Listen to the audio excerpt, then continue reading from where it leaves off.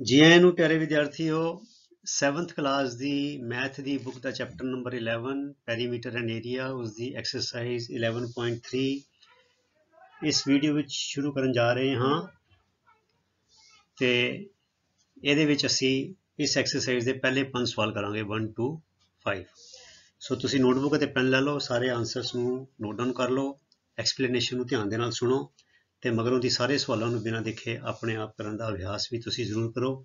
ਇसी channel ਦੇ ਉੱਤੇ 7th English ਅਤੇ 7th ਸਾਇੰਸ ਦੀ ਵੀ ਇੱਕ ਪਲੇਲਿਸਟ ਹੈ ਸੋ ਉਹਨਾਂ ਪਲੇਲਿਸਟਾਂ ਵਿੱਚ ਜਾ ਕੇ ਵੀ ਤੁਸੀਂ ਵੀਡੀਓਜ਼ ਦੇਖੋ। ਸੋ ਸ਼ੁਰੂ ਕਰੀਏ। Question number 1 find the circumference of circle. ਉਸ ਸਰਕਲ ਦਾ ਸਰਕਮਫਰੈਂਸ ਘੇਰਾ ਜਿਹੜਾ ਹੈ ਪਰਿਮਾਪ ਪਤਾ ਕਰੋ। ਪਾਰਟ 1 ਰੇਡੀਅਸ ਜਿਹੜਾ r 21 ਸੈਂਟੀਮੀਟਰ ਹੈਗਾ, ਪਾਰਟ 2 ਰੇਡੀਅਸ 3.5 ਸੈਂਟੀਮੀਟਰ ਹੈਗਾ ਤੇ ਪਾर्ट 3 डायमीटर ਜਿਹੜਾ ਵਿਆਸ ਉਹ 84 ਸੈਂਟੀਮੀਟਰ ਹੈ। ਸੋ ਸਰ ਬੱਚਿਓ ਅਭਿਆਸ ਕਰਨ ਲਈ ਹੈ। So we know that circumference C ਜਿਹੜਾ ਸਿੰਬਲ ਸਰਕਮਫਰੈਂਸ ਲਈ C ਲਿਖਦੇ ਹਾਂ of a circle is given by C is equal to pi D। ਇਹ ਫਾਰਮੂਲੇ ਤੁਹਾਨੂੰ ਚੇਤੇ ਰੱਖਣੇ ਪੈਣਗੇ। ਪਾਈ D ਹੈਗਾ ਡਾਇਮੀਟਰ ਤੇ ਜਿਹੜਾ ਡਾਇਮੀਟਰ ਹੈ ਉਹ 2r ਦੇ ਬਰਾਬਰ ਹੁੰਦਾ ਹੈ, ਰੇਡੀਅਸ ਦਾ ਦੁੱਗਣਾ ਹੁੰਦਾ ਹੈ। ਸੋ 2 ਪਾਈ r ਜਾਂ ਤੇ ਪਾਈ D ਵੀ ਹੁੰਦਾ ਫਾਰਮੂਲਾ ਸਰਕਮਫਰੈਂਸ ਦਾ ਤੇ ਜਾਂ 2 ਪਾਈ r ਵੀ ਹੁੰਦਾ ਹੈ। 2 ਪਾਈ r ਕਿਉਂ ਹੋ ਗਿਆ? ਕਿਉਂਕਿ d ਜਿਹੜਾ ਹੈ ਉਹ 2r ਦੇ ਬਰਾਬਰ ਹੁੰਦਾ ਹੈ, ਇਹਦਾ ਦੁੱਗਣਾ ਹੁੰਦਾ ਹੈ। ਸੋ d ਨੂੰ ਹਟਾ ਕੇ ਅਸੀਂ 2r ਵੀ ਲਿਖ ਸਕਦੇ ਹਾਂ। ਸੋ 2 ਲਿਆ ਕੇ ਇੱਥੇ ਮੂਹਰੇ ਕਰ ਦਿੱਤਾ, r ਪਿੱਛੇ ਰਹਿਣ ਦਿੱਤਾ, ਇੰਨਾ ਹੀ ਫਰਕ ਹੈ। ਸੋ c is equal to pi d is equal to 2 pi r। ਇਹ ਚੇਤੇ ਰੱਖਣਾ ਹੈ where d is equal to diameter and r is equal to radius। ਸੋ ਇਹਨੂੰ ਤੁਸੀਂ ਬਾਰ-ਬਾਰ ਕੰਠ ਕਰ ਲਓ ਚੰਗੀ ਤਰ੍ਹਾਂ, ਇਹ ਤੁਹਾਡੇ ਦਿਮਾਗ 'ਚ ਪੱਕਾ ਬੈਠ ਜਾਣਾ ਚਾਹੀਦਾ। ਹੁਣ ਪਾर्ट 1 बच्चों सीधा सौखा है। Given r is equal to 21 centimetre, thus c is equal to 2 pi r। ਇਹ ਫਾਰਮੂਲਾ ਦੇਖੋ 2 ਪਾਈ r। ਸੋ 2 ਪਾਈ 22/7 ਲਈਦਾ ਜ਼ਿਆਦਾਤਰ। ਜੇ ਤੁਹਾਨੂੰ ਉਹਨਾਂ ਨੇ ਨਹੀਂ ਦੱਸਿਆ ਵੀ ਕੀ ਲੈਣਾ ਹੈ ਤੇ ਤੁਸੀਂ 22/7 ਲੈ ਲੈਣਾ, ਠੀਕ ਹੈ। ਨਹੀਂ ਤਾਂ ਉਹ ਕਹਿਣਗੇ ਕੁਐਸਚਨ 'ਚ ਲਿਖਿਆ ਹੈਗਾ ਟੇਕ ਪਾਈ is equal to 22/7 ਜਾਂ ਕਹਿਣਗੇ ਟੇਕ ਪਾਈ is equal to 3.14, ਠੀਕ ਹੈ। ਸੋ ਪਾਈ ਇਹ ਸਿੰਬਲ ਹੈਗਾ, ਇਹਦੀ ਵੈਲਿਊ ਅਪਰੋਕਸੀਮੇਟ ਵੈਲਿਊ ਹੈਗੀ ਹੈ 22/7 ਤੇ r ਹੈਗਾ 21 ਗੁਣਾ 21 ਮੈਂ ਲਿਖ ਦਿੱਤਾ ਇੱਥੇ ਫਾਰਮੂਲੇ 'ਚ ਭਰ ਦਿੱਤੀਆਂ ਚੀਜ਼ਾਂ। 2 ਦਾ 2 ਪਾਈ ਦਾ 22/7 ਤੇ r ਦਾ 21। 7 × 7 7 या 21। ਸੋ 2 दूनी 4 2 दूनी 4 44 44 ਗੁਣਾ 3 3 ਚੌਕ 12 3 ਚੌਕ 12 13 132 ਸੈਂਟੀਮੀਟਰ ਆ ਗਿਆ ਸਰਕਮਫਰੈਂਸ ਆਂਸਰ। ਇਸੇ ਤਰ੍ਹਾਂ ਪਾर्ट 2 r is equal to 3.5। So c is equal to 2 pi r is equal to 2 into 22/7 ਗੁਣਾ 3.5 ਕਿਉਂਕਿ r 3.5 ਹੈ, r ਦੀ ਜਗ੍ਹਾ 3.5 ਕਰਤਾ, ਪਾਈ ਦੀ ਜਗ੍ਹਾ 22/7 ਕਰਤਾ। 7 5 35 0.5 5 ਚੌਕ 20 5 ਚੌਕ 20 21 21 और 22, ठीक है। सॉरी 5 चौक 20 0 5 चौक 20 और 2 22। सो 22 सेंटीमीटर साडा आ गया आंसर। ਹੁਣ ਆ ਗਿਆ ਦੇਖੋ ਬੱਚੋ ਡਾਇਮੀਟਰ ਦਿੱਤਾ ਹੈ। ਇਸ ਗੱਲ ਦਾ ਖਿਆਲ ਰੱਖਣਾ ਹੈ ਕਿ ਰੇਡੀਅਸ ਦਿੱਤਾ ਹੋਇਆ ਹੈ ਜਾਂ ਡਾਇਮੀਟਰ ਦਿੱਤਾ। ਇੱਥੇ ਹੁਣ ਡਾਇਮੀਟਰ ਦਿੱਤਾ, ਇਸ ਕਰਕੇ ਫਾਰਮੂਲਾ ਯੂਜ਼ ਕਰਾਂਗੇ c is equal to pi d। ਇਹ ਦੇਖੋ ਇੱਥੇ ਯੂਜ਼ ਕੀਤਾ ਹੈ ਅਸੀਂ 2 ਪਾਈ r, ਇੱਥੇ ਵੀ ਯੂਜ਼ ਕੀਤਾ 2 ਪਾਈ r, ਇੱਥੇ ਯੂਜ਼ ਕਰਾਂਗੇ ਪਾਈ d ਕਿਉਂਕਿ ਸਾਨੂੰ ਡਾਇਮੀਟਰ ਦਿੱਤਾ ਹੋਇਆ। ਸੋ ਪਾਈ ਦਾ ਹੋ ਗਿਆ 22/7 ਗੁਣਾ d ਦਾ ਹੋ ਗਿਆ 84। 7 × 7 7 दूनी 14 12 12 7 84 12 ਇੱਥੇ ਆ ਗਿਆ। ਸੋ 12 दूना 22 ਗੁਣਾ 12 12 दूना 24 ਤੇ 12 24 और 2 26 264 ਸੈਂਟੀਮੀਟਰ ਸਾਡਾ ਆ ਗਿਆ ਆਨਸਰ। ਤੇ ਆ ਗਿਆ ਕੁਐਸਚਨ ਨੰਬਰ 1। ਹੁਣ ਆ ਗਿਆ ਕੁਐਸਚਨ ਨੰਬਰ 2। ਕਹਿੰਦੇ if the circumference of a circular sheet, ਇੱਕ ਜੇ ਗੋਲਾਕਾਰ ਚੱਦਰ ਦਾ ਸਰਕਮਫਰੈਂਸ 176 ਮੀਟਰ ਹੈ, ਫਾਈਂਡ ਇਟਸ ਰੇਡੀਅਸ। ਇਹਦਾ ਰੇਡੀਅਸ ਪਤਾ ਕਰੋ। ਬਿਲਕੁਲ ਬੱਚਿਓ ਪਹਿਲੇ ਸਵਾਲ ਵਰਗਾ ਹੈ। ਪਹਿਲੇ ਸਵਾਲ 'ਚ ਰੇਡੀਅਸ ਦਿੱਤਾ ਸੀ, ਅਸੀਂ ਸਰਕਮਫਰੈਂਸ ਪਤਾ ਕਰਨਾ ਸੀ। ਹੁਣ ਸਰਕਮਫਰੈਂਸ ਦਿੱਤਾ ਹੈ ਤੇ ਰੇਡੀਅਸ ਪਤਾ ਕਰਨਾ ਹੈ, ਉਹਦਾ ਉਲਟਾ ਹੈ ਪਹਿਲੇ ਸਵਾਲ ਦਾ ਬਿਲਕੁਲ ਉਲਟਾ। So given circumference is equal to 176 centimetre.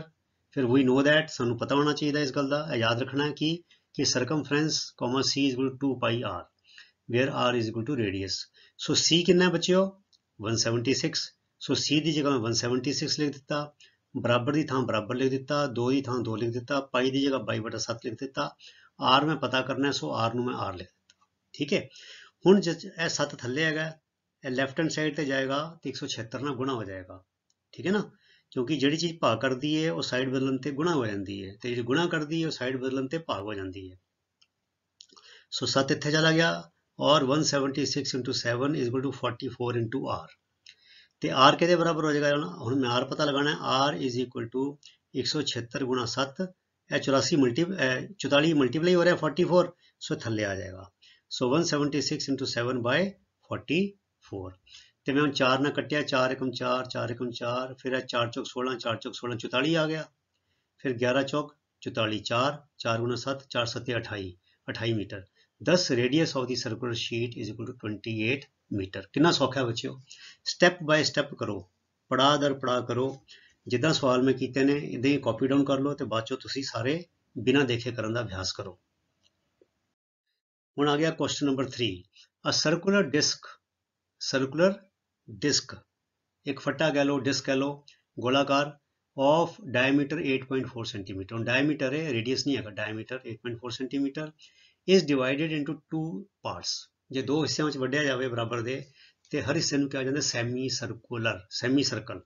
कहते what is the perimeter of each semi circular part.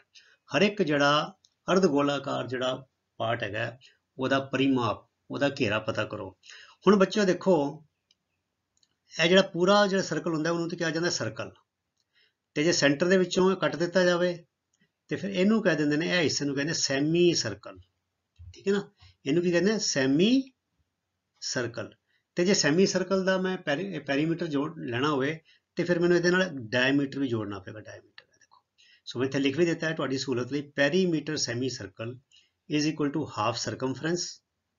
Half circumference किहड़ा हुंदा है, ए सरकमफ्रेंस भी सरकमफ्रेंस सर्कल का लेना है, उन्होंने 2 दे नाल भाग कर देना है, वो आ जाएगा हाफ सरकमफ्रेंस। ठीक है, प्लस डायमीटर, तो डायमीटर जोड़ देना है। बस यह गल याद रखनी है कि पैरीमीटर ऑफ जिदा perimeter of a circle is equal to circumference. ठीक है, perimeter of a circle full circle is circumference and perimeter semi circle half circumference plus diameter. ठीक है, आउन करिए सवाल। डायग्राम में सहूलत लिए बनाई सी ताकि तुहानू पता लग जाए। सो है फिर सवाल इतने लिखे है बड़ा इदा ही। So we know that circumference C is equal to pi D, सानू पता है पाई डी फार्मूला है where D is equal to diameter. Thus circumference of the disk is equal to 22/7 into 8.4 is equal to 7 7 दूनी 14 1.2, सो 22 गुणा 1.2 और दी circumference is equal to 26.4। ठीक है, now circumference of semicircle is equal to circumference upon 2, circumference of semicircle circumference upon 2, so 26.4/2 is equal to 13.2, 2 एकम 2 2 3 6 2 दूनी 4। Now perimeter of each semicircular part is equal to circumference of semicircle plus diameter. So कितना है 13.2 plus 8.4 जिन्हें जोड़े 4 और 2 6 8 और 3 11 1 और 1 2 21.6 centimetre. यह आ गया साडा आंसर। ठीक है, आगे चलिए क्वेश्चन नंबर 4 कहते find the area of the circle. पहले सवाल से सरकमफ्रेंस वाले, हुण आ गया एरिया वाला। रेडियस पहले पार्ट रेडियस 49 सेंटीमीटर, दूजे पार्ट रेडियस 22.8 सेंटीमीटर, तीजे पार्ट डायमीटर देता है 4.2 centimetre. We know that area of a circle is given by area equal to pi R square. देखो बच्चों ਜਿਹੜਾ ਅਸੀਂ ਸਰਕਮਫਰੈਂਸ वाला सवाल ਕੀਤਾ ਸੀਗਾ ਉਹਦੇ ਵਿੱਚ डी ਦਾ ਫਾਰਮੂਲਾ ਵੀ ਸੀ आर वाला भी ਸੀਗਾ। 2 pi R circumference is equal to pi D. जे डायमीटर देता है तो पाई डी है ਸਰਕਮਫਰੈਂਸ, जे रेडियस देता है 2 पाई आर है, पर रेडियस दे विच कला आर वाला है डी वाला नहीं है।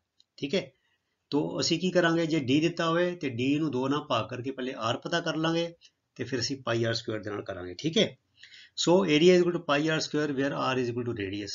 सो given R is equal to 49 centimetre, thus area is equal to pi R square is equal to pi दा बाई बटा 7, आर है 49, सो आर स्क्वायर का मतलब है आर गुणा आर, 49 गुणा 49 7 7 49, सो 22 गुणा 7 गुणा 49 is equal to 7556 centimetre square है साडा आ गया आंसर। ठीक है जी, तो अगे चलिए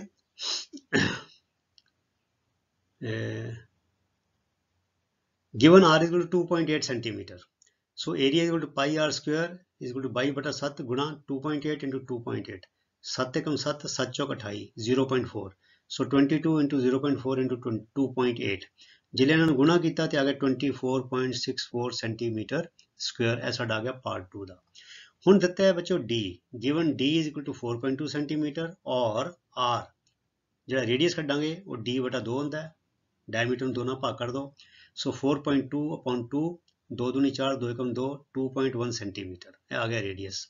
10 area is equal to pi R square is equal to 22 बटा 7, रेडियस कितना आया 2.1, 2.1 into 2.1 so is equal to 22, 7 एकम 7, 7 या 21 सो 0.3, 22 इंटू 2.1 इंटू 0.3 तो जिले इन्होंने तीनों गुणा किया तो साढ़े को आ गया 13.86 सेंटीमीटर स्क्वायर। ठीक है जी, अगे चलिए। हुण आ गया बच्चों पंजवां क्वेश्चन। अ गार्डनर, गार्डनर मैंने माली, wants to fence a circular garden of radius 15 metre. वो एक गोलाकार जिहड़ा बाग हैगा बगीचा हैगा ਉਹਦੇ ਵਾੜ टू फेंस मैंने वाड़ लानी, ਉਹਨੂੰ वाड़ लगाना चाहता है, ਉਹਦੇ ਕੋਲ ਕੀ जंगला टाइप तारां दा वाड़ा लाना चाहता है। फाइंड दी मतलब वाड़ लाना चाहता है ਉਹਦੇ मतलब कि जिद्दां लाई दी तार लाई दी है ना। Find the length of wire, उस तार दी लंबाई का पता करो। If he makes 3 rounds of fence, जो फेंस दे 3 राउंड लावे। ज़्यादातर बच्चे जिद्दां रेलिंग नहीं होंदी छत्तां ते असीं ग्रिल बनाने आ ते बंदे की करते हैं जिहड़े खेतां वाले बागां वाले वो थल्ले तार घुमाते हैं तो फिर वह कुछ गैप छड़ के कुत्ते तार घुमाते हैं तो फिर सब तो उपर तार घुमाते हैं। ठीक है, सो 3 राउंड तार के चाहिए ने। कहते also find the cost of wire if it cost ₹5 पर मीटर। कहते जे 1 मीटर लंबाई तार की कीमत ₹5 होवे तो पूरा खर्चा वो 3 राउंड वाड़ के लाने का पता करो। So given garden radius 15 metre है दिता होया तो we know that circumference C is equal to 2πr, ऐसा नूं पता है क्योंकि वाड़ पता करनी है ना, वो घेरे घेरे लानी है। So garden circumference is equal to 2 into 3.14, इन्होंने क्या take pi is equal to 3.14 into 15। So असी इन्होंने जो गुणा किया 15 दूना 30, 3 चौक 12, 3 एकम 3 और 1 4, 3 3 94.2 मीटरस यह आ गया circumference. So 1 round fence is equal to circumference of garden is equal to 94.2 metre. एक राउंड जो लाना हो तो सानू 94.2 मीटर तार चाहिए है, पर कहते 3 राउंड लगाने ने, 3 rounds. So length of wire for 3 rounds of fence is equal to 94.2 गुणा 3, 3 गुणा कर देंगे 3 दूनी 6, 3 चौक 12, 3 27 28, 282.6 मीटर तार चाहिए है। तो cost of wire per metre ₹5, ₹5 प्रति मीटर है। So total cost of wire for 3 rounds is equal to 282.6 into 5, 5 6 30, 5 दूनी 10 और 1 5 6 30, 5 दूनी 10 और 3 13, 5 8 40 और 1 41, 5 दूनी 10 और 4 14, ₹1413 अर्थात ₹1413 उस 3 राउंड तार दे वाड़ दे लाने दे आएंगे। सो ऐसी प्यारे विद्यार्थियों तुहाडी एक्सरसाइज 11.3 दे पहले 5 सवाल तुसी नेम नाल अनुशासन नाल अपनी पढ़ाई करी चलो ते अगले वीडियो तक ਲਈ गुड बाय। तुहाडा सारिਆਂ ਦਾ बहुत बहुत धन्यवाद। रब रखा। Thank you very much.